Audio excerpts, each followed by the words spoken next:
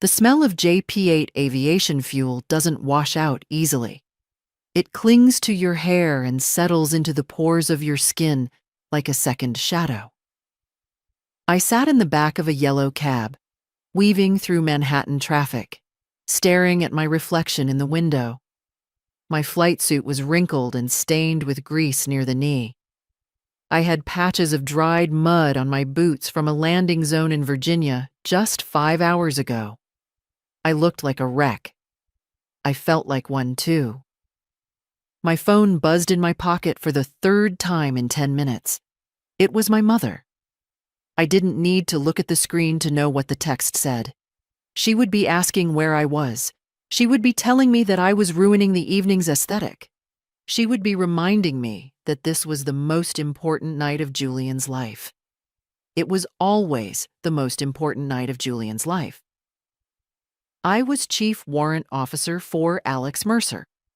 To the Army, I was a senior instructor pilot with 3 combat tours and a reputation for flying into hell when the devil himself had evacuated.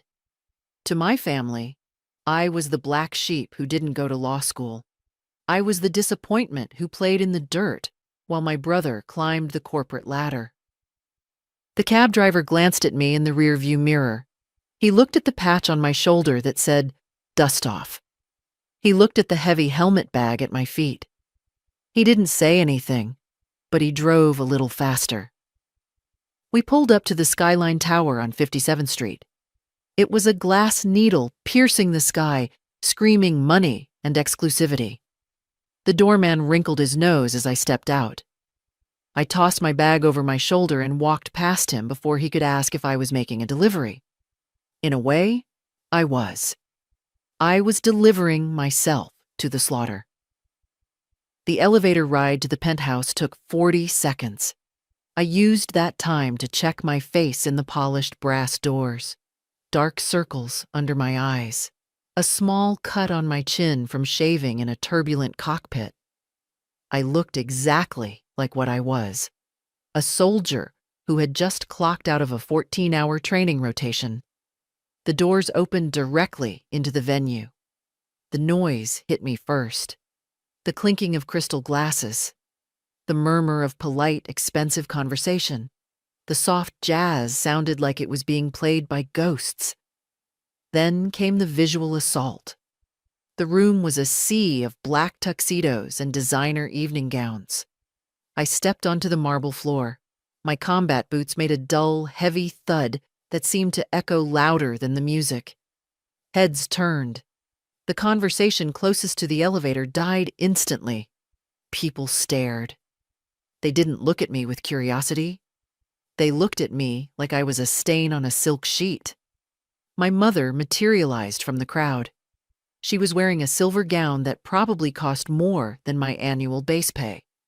Her face was a mask of horrified composure. She rushed over, grabbing my arm with a grip that was surprisingly strong. She pulled me toward a pillar, away from the center of the room. She hissed that I was late. She looked me up and down with genuine disdain. She asked why I was wearing that costume. She asked why I couldn't have changed at the airport. I told her I didn't have time. I told her the mission ran long, and I came straight here because she said it was mandatory. I kept my voice low and flat. I was too tired to argue. I just wanted to make an appearance, shake Julian's hand, and find a dark corner to sleep in. Julian saw us. He broke away from a group of men in Italian suits and walked over. He looked perfect. His hair was gelled, his teeth were white, and his smile was practiced. He held a champagne flute like it were an extension of his hand. He was the golden child, the investment banker, the one who was marrying a senator's daughter tomorrow. He looked at my flight suit and laughed. It wasn't a warm laugh. It was a sharp, barking sound, designed to alert everyone else to the joke. He asked if I had crashed the party. He asked if I was here to fix the air conditioning. I felt the heat rise in my neck. I told him congratulations on the wedding. I reached out to shake his hand. He didn't take it.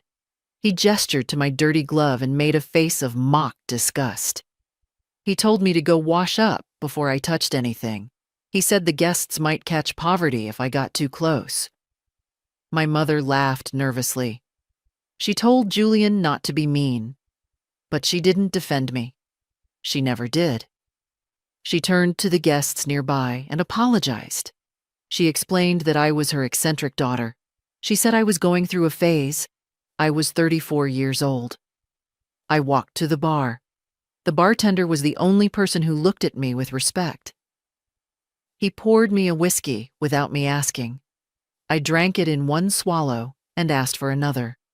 I leaned my back against the bar and watched the room. This was my family's world, a world of surfaces and reflections. Julian was holding court near the window. He was telling a story about a merger he had closed. He was using words like leverage and synergy. The people around him nodded like he was dispensing gospel. They were all the same. Soft hands, clean fingernails. They had never been cold. They had never been hungry. They had never held a dying friend in the back of a vibrating metal box. I felt a profound sense of isolation. It wasn't new. I had felt it since I was 18 and signed my enlistment papers. But tonight, it felt heavier. Maybe it was the exhaustion. Maybe it was the realization that no matter what I did out there, I would never be enough in here. A hush fell over the room. It started at the entrance and swept across the floor like a wave. The music stopped. The conversations died. I looked toward the elevator. A group of men had just walked in. They were wearing dress blues, but not the kind you see at a parade. These were tailored, sharp, and laden with medals. In the center of the group stood a man who looked like he was carved out of granite. He was tall, broad-shouldered, and moved with a terrifying grace. It was Colonel Silas Thorne. I froze. I knew that face. Every pilot in the aviation branch knew that face. Thorne was a legend in the Ranger Regiment. He was the kind of commander they wrote books about. He was the man who specialized in impossible missions. And he was apparently the guest of honor. Julian practically sprinted across the room. His sycophancy was instantaneous. He bowed his head slightly. He shook Thorne's hand with both of his. He introduced his fiancée. He introduced our parents. He was beaming. This was his trophy. Having Colonel Thorne at his rehearsal dinner was the ultimate status symbol. Thorne was polite but distant. He had the eyes of a predator scanning a herd. He wasn't impressed by the view. He wasn't impressed by the champagne.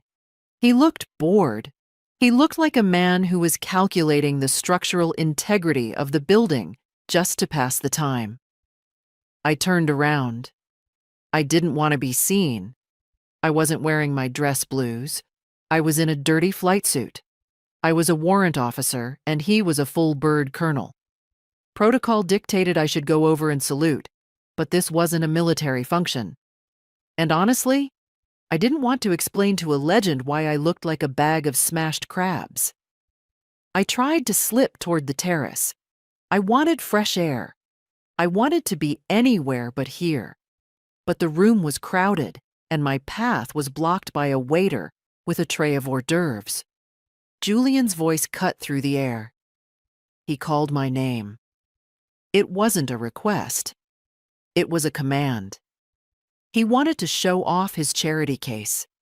He wanted to show the colonel that his family was diverse, even if the diversity was embarrassing. I stopped. I took a deep breath. I turned around. Julian waved me over. He was standing next to Thorne. The colonel's back was to me. Julian was grinning. He looked like a child who had found a weird bug and wanted to show it to an adult. I walked toward them. The crowd parted. I felt every eye on me. The whispers started again. People were wondering why the waiter was approaching the VIP. I stopped 5 feet away. I stood at a modified position of attention. Old habits die hard. Julian introduced me. He said this was his sister, Alex. He said she couldn't dress for the occasion because she was working. He used air quotes around the word working. Thorne turned around slowly. He held a glass of water in his hand. He looked at my boots first, then his eyes traveled up to the grease stain on my knee, then to the flight suit, then to my face. He didn't speak. His expression didn't change. Julian filled the silence. He apologized for my appearance. He told the colonel that I was a pilot in the Army too. He said I mostly flew supplies around. He called me a glorified taxi driver. He said it was basically Uber with a rotor blade. The guests chuckled. It was a ripple of polite, cruel laughter. My mother covered her mouth, hiding a smile. She looked at me with pity. I didn't say anything. I looked straight ahead. I focused on the knot of the colonel's tie. I had learned a long time ago that words were useless against people who refused to listen. Julian continued his comedy routine. He said I was the family disappointment because I liked playing in the mud. He said I had turned down a job at his firm to go drive a bus in the sky. He asked the colonel if he had ever had to deal with support personnel who thought they were soldiers. Thorne set his glass down on a passing tray. The sound of the glass hitting the metal was soft, but in the silence of the immediate circle, it sounded like a gunshot. Thorne took a step toward me. The space between us shrank. The air in the room seemed to get thinner. The temperature dropped 10 degrees. He looked at the patch on my left shoulder, the one that said "dust off," the one that featured a helicopter and a red cross, the one that meant dedicated, unhesitating service to our fighting forces. He spoke for the first time. His voice was deep, gravelly, and quiet. It was the kind of voice that didn't need to shout to be heard. He asked me a question.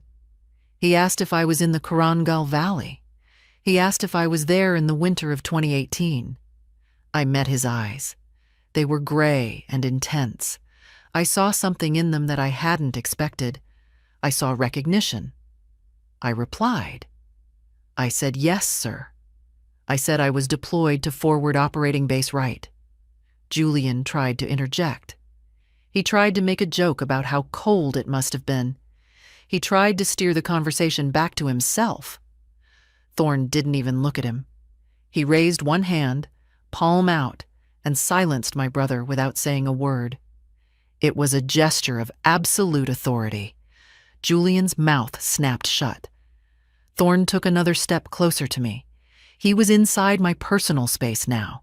He was looking at me with an intensity that made my skin prickle. He asked for my call sign. I hesitated. My throat felt dry. I said my call sign was Angel 6-4. The reaction was immediate. Thorne's eyes widened slightly. The officers behind him stiffened. One of them, a major with a scar across his cheek, audibly inhaled. Thorne reached into the breast pocket of his dress uniform. His movements were slow and deliberate. The room was dead silent now. Everyone was sensing that the script had gone off the rails. He pulled out a coin. It wasn't a shiny, mint-condition challenge coin. It was battered. The edges were jagged. It was stained dark in the grooves. It looked like it had been through a fire. He held it up. He turned to Julian. He asked my brother if he knew what a blood chit was. Julian shook his head. He looked confused. He looked scared. He realized he was no longer the most powerful person in the conversation. Thorne explained. He spoke to the room, but he looked at Julian. He said that 5 years ago, his team was pinned down in a valley that the locals called the Mouth of Hell. He said they were surrounded. He said they had taken heavy casualties. He said they were out of ammo and out of time. He said they called for extraction. He said the command denied the request. The weather was 0 visibility. The enemy fire was too heavy. The landing zone was too hot. It was a suicide mission. No pilot would fly into that bowl of fire. Thorne paused. He looked back at me. His expression softened. The granite cracked. He said one pilot ignored the order to stand down. He said one pilot turned off her radio so she couldn't hear the command to abort. He said one helicopter came out of the snow like a vengeful ghost. He described the sound of the rotors. He described the way the bird took hits but held steady. He described how the skid touched the ground for 12 seconds. Just enough time to load the wounded. Just enough time to save 8 men who were already dead in their minds. He said they never got the pilot's name. The mission was classified. The logs were sealed. All he knew was the call sign on the radio. Angel 64. I felt tears prick the corners of my eyes. I fought them back. I bit the inside of my cheek. I hadn't thought about that night in years. I had buried it deep under layers of training and whiskey. Thorne turned back to me. He looked at my dirty flight suit. He looked at my messy hair. He looked at the grease on my hands. He didn't see a taxi driver. He saw the reason he was alive. He reached out and took my right hand. He didn't shake it. He turned it over, palm up. My hand was rough, calloused, and stained with oil. It was an ugly hand compared to the manicured claws of the women in the room. Thorne placed the battered coin in my palm. He closed my fingers over it. His hand was warm and heavy. He said he had been carrying that coin for 5 years. He said he promised himself he would give it to the pilot, who gave him back to his family. Then he did something that broke the world. He stepped back. He snapped his heels together. The sound was sharp and violent. He stood tall, chest out, chin up, and he saluted me. It wasn't a quick, casual salute. It was a slow 3-second hold. It was the kind of salute you give to a casket or a king. The officers behind him snapped to attention in unison. Their hands rose to their brows. They locked eyes with me. I stood there, paralyzed. My heart hammered against my ribs. I was a warrant officer. Colonels did not salute me. It went against every regulation in the book. But this wasn't about rank. This was about a debt that could never be repaid. I slowly raised my hand. My arm felt heavy. I returned the salute. My hand trembled slightly, just once, before I locked it into place. We stood there for a long moment. The silence in the penthouse was absolute. You could hear the wind howling outside the glass. Thorne cut the salute. The other officers followed. He looked at me and nodded. It was a nod of profound respect. He said simply, "Welcome home, Chief." Then he turned to Julian. My brother looked like he had been slapped. His mouth was open. His face was pale. He looked at the colonel, then at me, then back at the colonel. He tried to speak. He stammered. He tried to salvage the situation. He said he didn't know. Thorne cut him off. His voice was ice cold. He told Julian that he should be careful who he laughs at. He said that while Julian was playing with spreadsheets, his sister was carrying the weight of the world on her rotor blades. He said the taxi driver he just insulted was the only reason Julian wasn't attending a funeral for 8 Rangers 5 years ago. Thorne looked around the room. He looked at the guests who had laughed. He looked at my mother, who had hidden me. His gaze was withering. He made them feel small. He made their wealth look cheap. He turned back to me. He asked if I needed a ride. He said his driver was downstairs. He said he would be honored to take me wherever I needed to go. I looked at the coin in my hand. It was warm from his touch. I looked at my family. My mother was crying. But it wasn't a good cry. It was the cry of someone who realized she had bet on the wrong horse. She looked at me with a desperate, pleading expression. She wanted me to fix this. She wanted me to tell the colonel that we were a happy family. She wanted me to smooth over the cracks so the party could continue. Julian looked defeated. His big night was ruined. The narrative was broken. The failure was the hero, and the hero was the fool. I looked at the guests. They were looking at me differently now. There was awe in their eyes. There was curiosity. They wanted to know the story. They wanted to touch the hero. They were ready to pivot. They were ready to love me now that someone important had told them I was valuable. I felt a surge of nausea. The hypocrisy was suffocating. I didn't want their admiration. I didn't want their apologies. I realized I didn't even want their acceptance. I looked at Thorne. I smiled. It was a tired, genuine smile. I told him, "Thank you." I told him I had my own ride. I turned to Julian. I didn't scream. I didn't gloat. I spoke softly. I told him to enjoy his party. I told him the air conditioning seemed to be working fine now. I turned to my mother. I told her I had work to do. I walked away. The crowd parted for me again, but this time they moved with reverence. They stepped back to give me space. I didn't look at them. I kept my eyes on the elevator doors. I heard my mother call my name. She sounded frantic. She called me sweetheart. She hadn't called me that in 20 years. I didn't stop. I didn't slow down. I pressed the button. The doors opened immediately. I stepped inside. I pressed the button for the lobby. As the doors began to slide shut, I saw Thorne watching me. He gave me one last nod. Beside him, Julian was staring at the floor, holding a glass of champagne that had gone flat. The doors clicked shut. The silence returned, but this time, it was my silence. I looked at my reflection in the brass doors again. I still looked tired. I still had grease on my knee.